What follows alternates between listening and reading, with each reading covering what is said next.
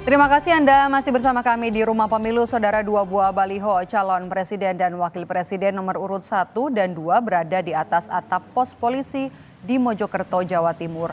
Bawaslu Mojokerto meminta penyedia layanan pemasangan baliho untuk menurunkan baliho karena pemasangan poster capres menyalahi etika dan estetika.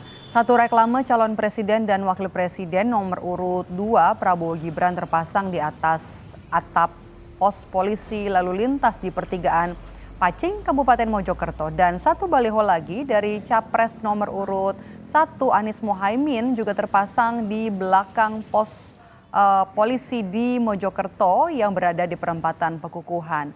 Bawaslu Kabupaten Mojokerto meminta penyedia layanan pemasangan baliho untuk menurunkan baliho karena menyalahi etika dan estetika.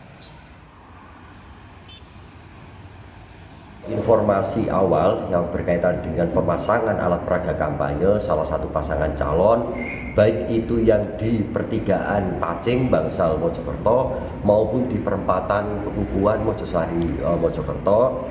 Dengan ini Bawaslu melakukan kajian bahwa itu melanggar ketentuan kaitannya dengan etik dan estetika dalam hal pemasangan alat peraga kampanye.